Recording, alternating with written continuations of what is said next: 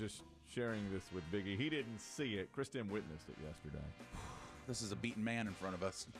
He's beat down. You know when they say when it rains, it pours. You know, my father used to always say, you know, it's always something.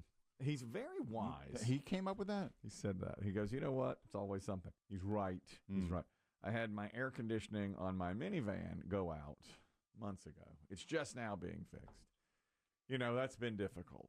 We've shared that story. Then we had the air conditioning in the house go out 3 or 4 days ago. They need to order a part. By the way, much more expensive than I thought it would be. Much more. Really? Yeah. Big expense on that. Oh, I thought it was. I thought we already knew the number. It was higher than we thought. Well, he didn't know this was not vehicle. Yeah, this is home. Okay, yeah. He said, got to order a part. This was like Friday. Tariffs. Right. Are you able to dwell in the other zones? Yeah, we have different. The more temperate zones? We have different zones in our home. And this one particular air conditioning unit went out, and it's where the children sleep. So you know that's my highest priority. That's where my children As it should be. So that's where my children sleep. And they're both at home right now. When my children sleep and play with their toys. Godfather 2. GF2, great movie. Probably the best sequel of all time. I mean, great movie. Anyhow, that's where my children sleep, so I need that air conditioning fixed. Luckily, we've caught a break with the weather. It is, 65 degrees, surprisingly, here in the middle of summer. But the guy came out like Friday. He said, we'll have to order the part. It'll be middle of next week. It's being fixed tomorrow. And he says, yesterday he texted me, here's how much the part was, and it was 5 times more expensive than I thought it would be. I mean, it was very, very expensive. So that hurt, Is this a part inside the house or outside where the out where the thing is? The thing, Yeah. The outside part or the inside the part? outside part. It's embarrassing. He goes, okay, where's the unit? And I was like, I don't know. The unit? I do not So know. you don't play games. Oh, you're asking. Oh, you're one of those. Oh, where's the unit? We walked around the house together. I was like, that could be it right there. Look at that. It's like, yeah, that's Is it in here? Is Is it under the sink? He found that he got it. So he's fixing that today. Now, so Let me start with an easy one. Where's your thermostat, sir? that one I knew, okay. Then he asked me where the attic was. Up. Go there. So all that's being done, air conditioning at home, air conditioning in the car. Yesterday, Kristen witnessed this. You know my day. At 11:30, I always leave. I go to the gym at noon. That is like day in, day out. There's a class that I take at noon with Barry from up in HR. We take it together sometimes. So yesterday, like 5 after 11, my wife calls and she goes, you need to get home right now. It was one of those situations, Biggie, where he got the text first and said, call immediately. And I heard Kelly go, oh, no. Yeah, when she said that. This can't be good. Oh, boy. Yep, she goes, call me right now. So I called her, and she said, hey, sweetie. And she goes, there's smoke going off, there's alarms, there's water. Yeah, I need you to get home right now. I was like, oh, good. Click. Yeah, that's right. You just watch your day disappear in a puff of smoke. Gone. Yeah, gone. Gone. Yeah. Right there. Not your first thought was, my house could be on fire with my children. No, it was not. My first thought was, there goes my There day. goes the gym. There How goes am I the going to day. tell Barry? Yep. Couldn't even tell Barry. Had to leave.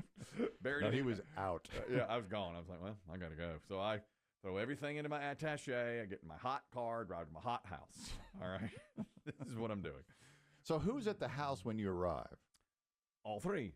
Mother, son, daughter. Okay. All there. My wife, How would you describe their mental state?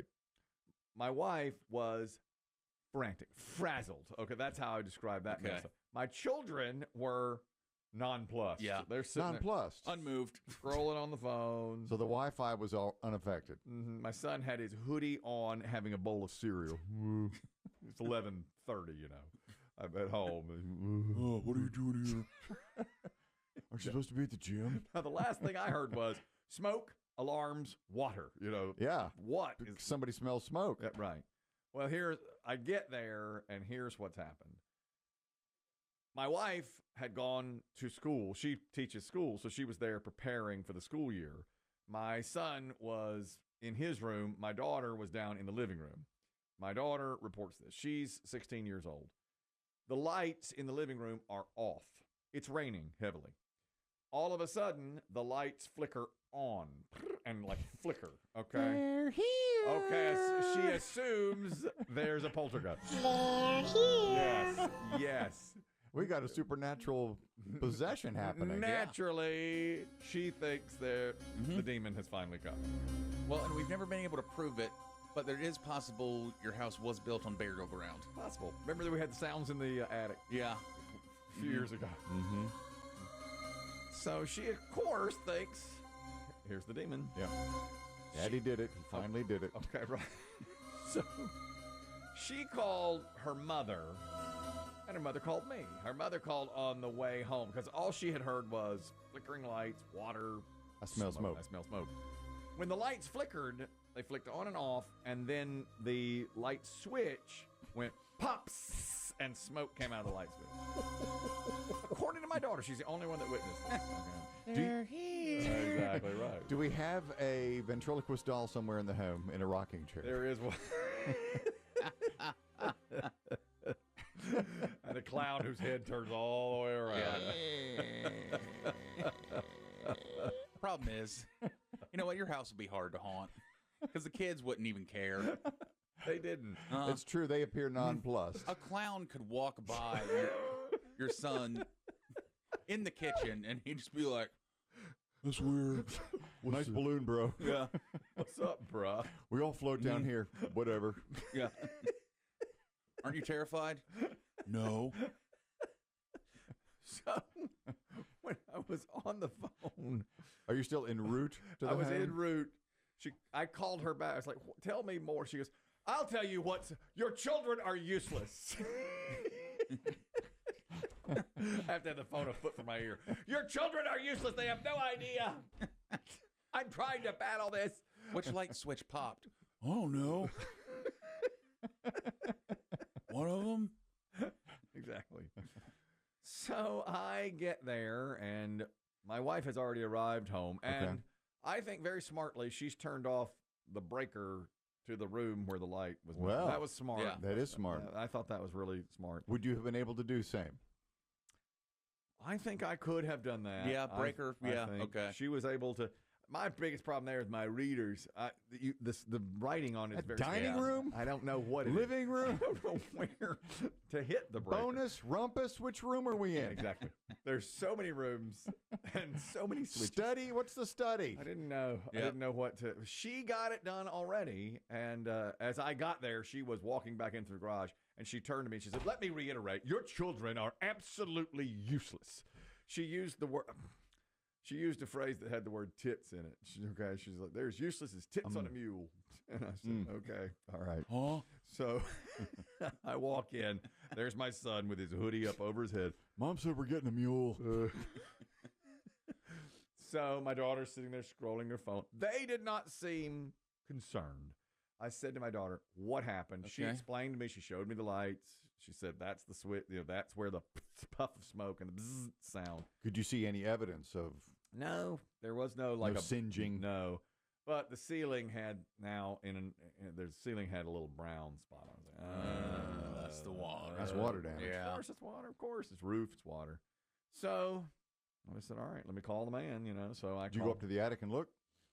No, not go. No, I should have gone up to the attic. Tits on mule. Okay, useless as tits on a mule. So there are no buckets up there trying to collect what's coming through? We did that. We Okay. put a bucket. Okay. We put a bucket down, but then it stopped. I mean, I don't know. It's very difficult to. It didn't really come into the room much. A little bit like coming through, and of course I didn't know what to do other than call somebody. And my wife had already called the non-emergency line, and she said they were downright rude. She called like non-emergency fire department. Oh, okay. And Oh. said, "We've had this happen." And the woman said, "Well, call 911." And she goes, "Well, I don't think it's an emergency. Like, they don't need to come out here with a fire truck, but it'd be nice if somebody would see something." She goes, "Look, what can I tell you? Call 911." And that set my That's wife your off second non-emergency run-in for the week. twice. I know. Mm-hmm. So my wife did not like that. My children were under her. She was very mad at them, and I could tell the 911 officer or whoever it was, very rude to her. And that was it. And so I looked around, called the guy, and he said, "I'll be out today between noon and 4." And by the way, I have a meeting. Noon and 4. Yes, noon and 4. That means goodbye, Jim. Yeah. Actually, I forgot this. I have a meeting today at 1:30, and my wife has to work today. School is starting back up. My son will be handling the person coming between noon, but I'll be home about 2:30. So if the guy comes between noon and 2:30, he's going to and I have written out A list, I'm sure. I've written out everything he should say. I said, if he asks you this, refer to this. We've got sheets in front of them. He'll be telling him what happened. So that's where we are now. And we'll just wait and see. And I just said, I just said, what you do is you take these things. It's like this is the time that is trying our patience. This is a very difficult time. We got through it. We get through it. That's what we do. What I picture is kind of the opening scene of the movie Home Alone, where Joe Pesci is the cop. Yeah. And he's just standing there. And I picture that the heating and air guy today trying to get you someone's attention, your son's. Yeah. And it never fails. And he can't. won't be able to tell him or anything. I'm hoping that I'm hoping what usually happens with these kinds of things does happen, where they go, we're on a call, we're late, it'll be 4 o'clock. Yeah. So then I'll be home. Okay. I'll be home. We're trying to adjust it, but my son is the point man on this. So we'll see how that goes. We're lucky he's home. He's going to be off at college. Yeah, that's true. He'll be in college in 2 weeks. So he's home to handle this. This is happening. Did you and your wife do the same thing where both of you, when you said, I have a meeting, and she said, I'll be at school, both kind of looked at each other like, your job? Yeah. Because I bet neither one of you really respects the other's job. Do you have to be there? Yeah. I mean, really? Do you have I'm to? back at school. Are you? I have a meeting. Do you? Right. Really that important? So you can imagine our moods in the afternoon. I went to the gym at 4:15. That was probably the best part of my day. I was able to just kind of run out my hate. Just rage run. Rage run. Yeah. Rage live for a while. And then I got an email. I was just sharing this with you. Yesterday, we don't talk about politics much on this show, but yesterday we got into a little politics. The World in 60 Seconds had some politics in it, and I guess I'd made the comment that I thought Trump firing the woman who was in charge of all the labor and statistics, whatever she did. She tells you how the jobs are up and down. She had a weak jobs report for July, so he fired her. Which I did see something fairly comical. Somebody said, I went to my doctor. He told me I gained 10 pounds, so I fired him. That's funny. Yeah, there's no shortage of those. Yeah. So I just said, come on, that seems ridiculous to me. You get the report, and then you fire somebody because you don't like the numbers. Well, a few people took issue with that with me. As you know, the country is divided. So one in particular just ripped me from one end to the other. You weak, you liberal, on and on and on, and how terrible I am. You've lost a listener forever, and you're awful, and your show's on the trash pile, and it'll be swept up into the dustbin of history within a month. Oh, that was me. I wrote that part. Oh, Pretty well written. How did you craft did you respond? Yes. Now, at first, I thought, God, and I was all mad. I've got facts. And I thought I'll look up some articles, but he wasn't going to hear any of that anyway. You know how this goes. So I thought I'm just rip him, and then I wound up writing to him. I thought about this for a long time. I wrote back and I said, "You're right. I failed you. I'm sorry. Let it go." Huh. I like it. I know. What do you think will happen now? I mean, what can you say? What could he possibly say? Yeah, there's nothing. I think I might. I like that. Instead of arguing back, I think you just write, no matter what the email is, whether you're not, you're right. Because that's the only thing that's going to appease anyone. I don't even know if that will, but if he reads that, I'm sure he'll be disarmed. I'm sure he's ready to go, just rip me back again. But I said, you're right. I failed you. I'm sorry. And that's all I could say. I kind of like it. That's what I'm going to say to everybody. Will that become, if you write it enough, will that become one of your suggested replies? I think Yes. so. You just tap the box. You're right. Send I like standard it. reply. You're right. Yeah. I'm sorry. I failed you. Those are my, I wrote I 3 like it. sentences. You're right. I'm sorry. I failed you. Damn right. Exactly. And then I got several of these emails as well. Apparently, the Pine Straw Bandits are out in full force now. Yeah. All over the place. It was 3 years ago, almost to the day, that I was scammed out of $4,000. Our fact checker, Rusty, says my 3-year ban on me spending any money has come to an end. It's been 3 years. How Yeah. about that? That was about, it's been about 3 years and a week. 3 years. Three long years. What do you think? A new pickleball paddle? Well, right now, we've got so many issues. That's true. Oh, maybe a new roof, Yeah. There's a lot of issues going on right now. new wiring. Yeah, we're going to have her rewired and all that kind of stuff. Sucks. Yeah. I think, remember I told you about 2 weeks ago that the alarm went off in the middle of the night. I was here, and the alarm went off, and fire had to be called. I think water got into that wiring. And You're right. It was raining. Yeah. It was raining, and that's when my wife put on her makeup and everything for the firefighters Oh, that's right. and requested that they do the job shirtless. Yep. Which they thought was odd, and they put a star by her name then too. So, but she really tried to look her best. Maybe that's why she's on the list now. maybe the woman who she called knew It's her. who she was. But apparently, pine straw season is back so much that people are warning others on social media. Look out for these guys. They'll come to your house. The MO is always the same. They say they'll count the strings. Just put a little bit around the flower beds, and in the end, they charge you more than $1,000. Often preying on the weak and infirm. That's what the article said. The article literally said one woman had been taken advantage of. She said, "I want a little around the flower beds." They charged her almost $2,000. I said, "Look at all these strings." That's how they got me too. And then it said, "Obviously, the weak and infirm are targeted." You're going to want to need to watch your elderly parents. They'll probably fall for this. And I just shake my head, and everybody warns me, like, I mean, they're going to get me again. Let me tell you, there's no pine straw in our yard. We haven't been allowed to buy any in 3 years. Grass and weeds just grown up everywhere. You know, it just looks awful. There's where the pine straw used to be now, it's just nothing. Now, in the fall, I've decided to go back to getting pine straw. This is the first time we're going to do it in 3 years. We've sat out the required time now. That was a self-imposed. The self-imposed ban. That was a self-imposed ban on buying any major purchase, and including pine straw, for 3 years, and now that has come and gone. So now looking at it, though, the only place that you have proper air conditioning is when you're at work. Yeah, not you don't in have my it car. in your van. You don't have it at home right now. That's right. I'm running hot. And your gym. Gym. They keep the gym air conditioned. That's it, though. And that's really where you want to be. Yeah.